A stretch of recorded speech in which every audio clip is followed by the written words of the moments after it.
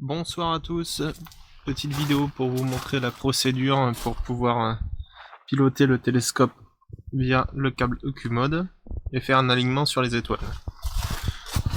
Bon, tout d'abord, on allume. Tac. Voilà. Alors, faut bien vérifier que vous ayez équilibré entièrement la monture, que vous ayez posé l'APN dessus. Voilà. Que tout le télescope soit bien équilibré. Donc là, actuellement, il est dans sa position de parking. On va se rendre sur l'ordinateur. Hop. Alors, là, le câble est branché, toujours le brancher au même endroit. Vous allez aller dans Stellarium Scope. Hop là. Voilà. Là, on fait Connect. Là, une page s'ouvre. On va démarrer Stellarium.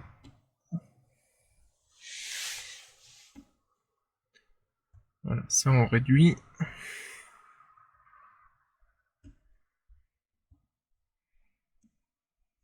Donc là, pour le moment, il est dans sa position parquet. On va le sortir de sa position de parking. Voilà. Alors, horizon sud. Normalement, je suis pointé vers l'est, par ici. Voilà. Donc, à partir de ce moment, on va aligner le télescope. Pour ce faire, vous allez ici, vous développez le petit onglet alignement, synchronisation. Ok. Donc là, on peut voir qu'il y a ici 3 points de synchronisation. Comme j'ai bricolé au télescope cet après-midi, ils sont plus bons. Donc on supprime tout. Voilà. Et là, ce qu'on va faire, là, on réduit un peu ça. On va aller choisir une étoile brillante qui puisse nous servir de repère, de premier point de repère. Donc, qu'est-ce qu'on peut prendre? Qu'est-ce qui pourrait être sympa? Allez, celle-ci. Donc, on va pointer le télescope. Pour ce faire, on appuie sur CTRL plus 1. Et là, le télescope se pointe automatiquement dans la direction. Mais, normalement, ce sera pas bon parce que ce sera à peu près dans la région de l'étoile. Mais ce sera pas centré dessus. Voilà. Donc là, il s'arrête. Lui, il pense qu'il est correctement aligné. Nous, on va prendre la petite télécommande. Voilà. Qu'on va brancher au PC. Voilà. On déroule d'une main. C'est pas évident. Voilà. Ensuite, tac, en attendant, là, on peut réduire. On va enlever le flash parce que là, on voit rien. Voilà, désactiver. Tac. Donc, on choisit une vitesse appropriée. On va se mettre sur 4. Histoire que ça bouge assez vite quand même. Et on va choisir, on va essayer de voir si on est exactement dans notre... si on voit l'étoile dans notre oculaire. J'ai fini de dérouler. Voilà. Donc, on va choisir un... On va se mettre en live view. Alors...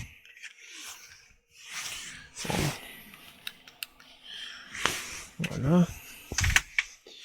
On allume l'APN.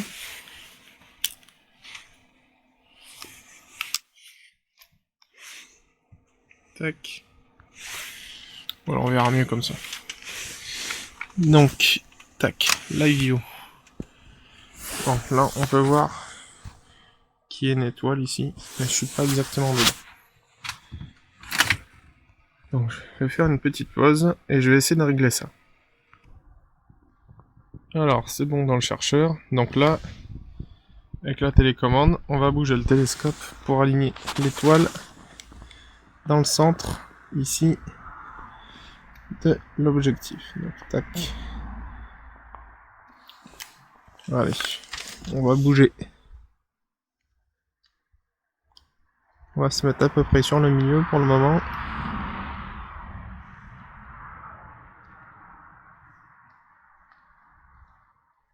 Voilà.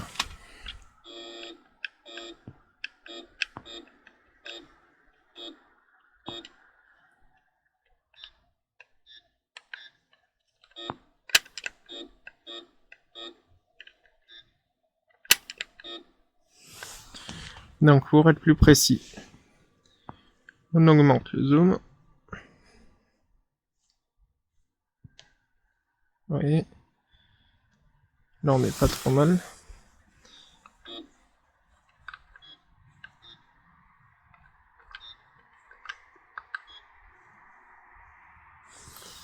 Là, on n'est pas trop mal. On va en profiter pour faire la mise au point. Donc, hop.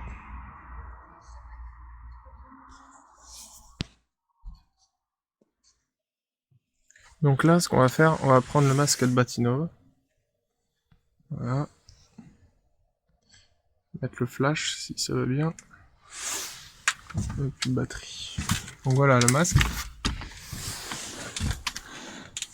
Voilà, vous allez le positionner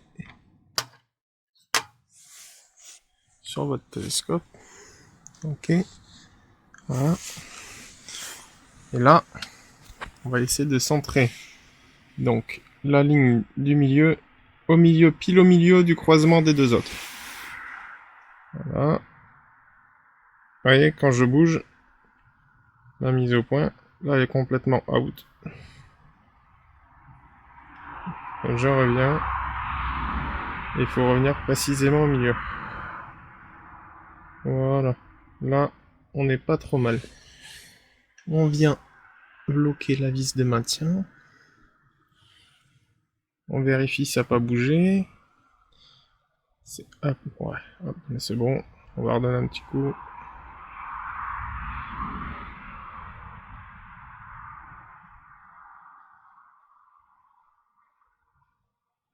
Voilà. Faut essayer de le faire le plus précisément possible, mais pas évident. Là, c'est bon. Et en enlevant le masque, normalement, voilà. L'étoile est nette. Donc, on enlève le zoom. Ça bouge un tout petit peu. On va essayer de la recentrer.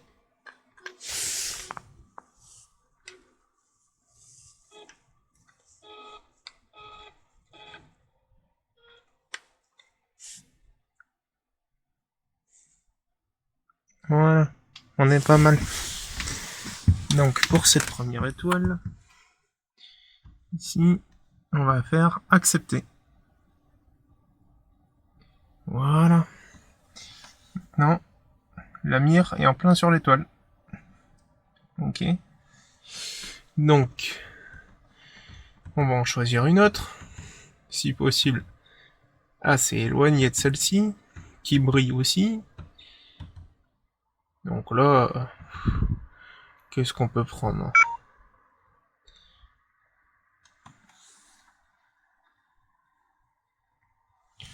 On va prendre celle-ci. Voilà. Pareil, contrôle plus 1. Voilà, suite à une coupure de la batterie à cause du froid, je reprends la vidéo. Donc voici ma dernière étoile alignée. J'ai fait un alignement sur 4 étoiles. Voilà. Vous voyez, tout est aligné. La mire est en plein milieu. J'ai fait accepter, hein, ici. Voilà. Et maintenant, pour valider tout ce qu'on a fait, il faut faire stop. Voilà. On va reprendre la fenêtre de commande. Ici, si vous voyez, nombre de points d'alignement, 4. Voilà. Donc là, c'est bon. Voilà, on referme. Et maintenant, on peut aller voir ce qu'on veut. Donc, moi, j'avais envie d'aller faire ce soir, si le temps me le permet, entre 2-3 nuages, la rosette. Normalement, elle est ici. Voilà. On va faire un petit zoom. Voilà. Et elle est ici, vous voyez.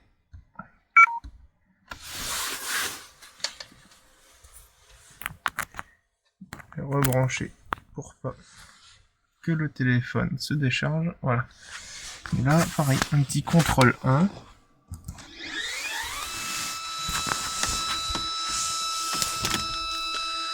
Et là, le télescope se pointe automatiquement.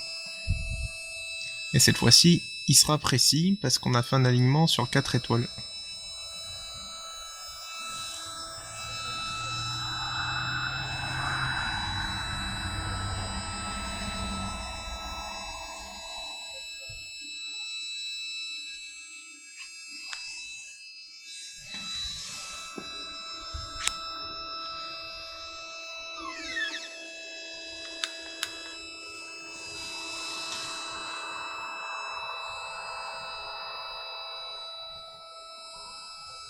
Ouais, Orion est encore un petit peu basse en ce moment, mais bon, ça va le faire.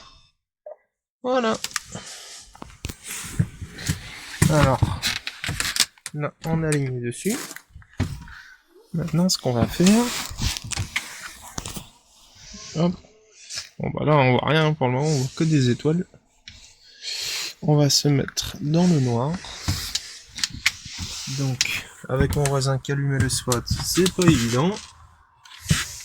On va mettre ma serviette magique au-dessus de l'ordinateur pour le protéger de l'humidité avec la panière de madame. Ça marche super bien. L'idéal, c'est même d'avoir des petites chaufferettes et d'en mettre à l'intérieur pour pas que ça abîme l'ordinateur. Voilà. Là, on est dans le nord.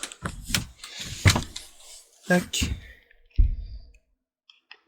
Et maintenant, avec l'intervallomètre, on va lancer une pause de 2 minutes. Allez, 3 minutes. Allez, c'est parti. On va voir ce que ça donne. Bon, voilà. La pause est terminée.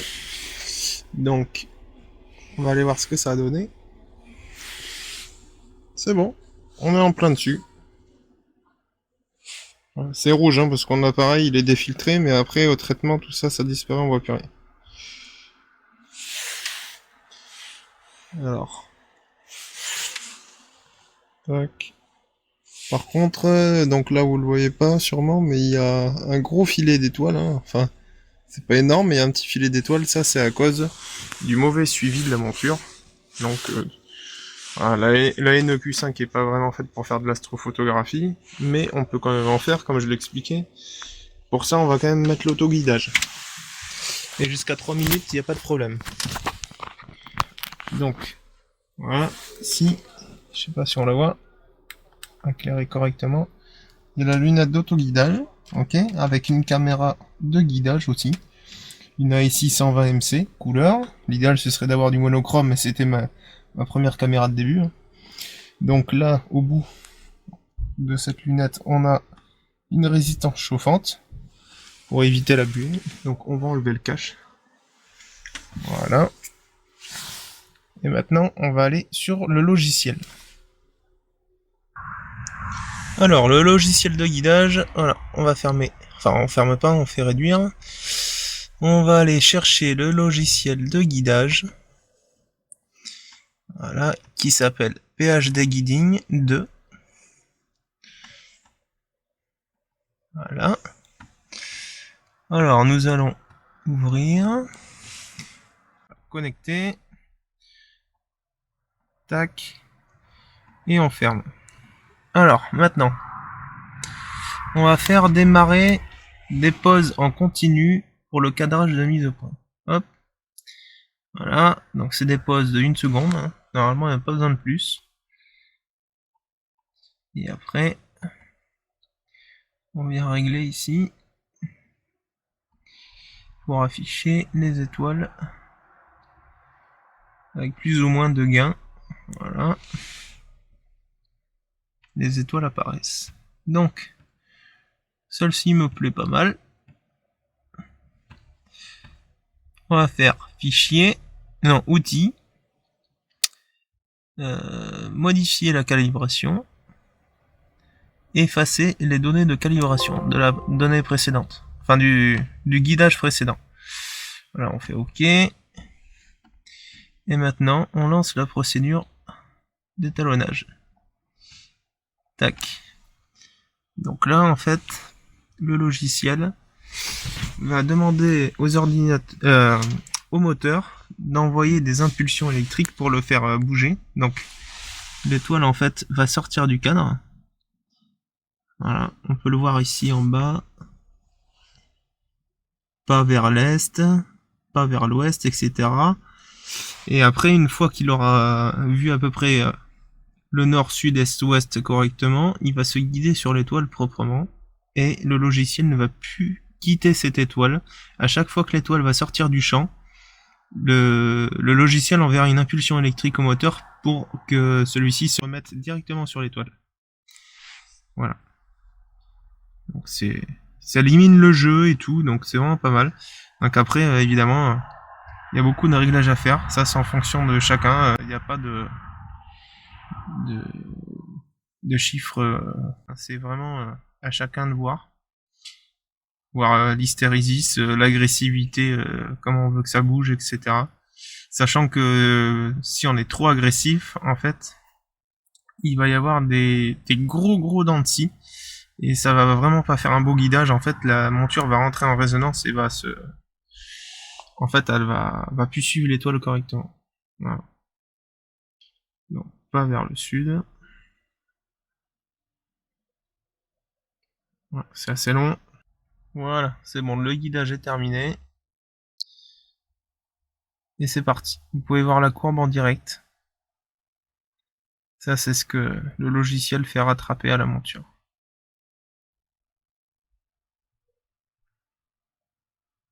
Donc là, franchement, le guidage est pas terrible, hein. J'ai du mal à équilibrer peut-être la monture. En général, c'est bien quand on a 1 minute d'arc d'erreur. 1 seconde d'arc d'erreur, pardon. Voilà. Bon, après, ça se stabilise. En général, c'est au début. Et après, ça se stabilise. Après, si ça va pas, on peut choisir une autre étoile, etc. Voilà. Bonne soirée à tous et bon ciel à vous.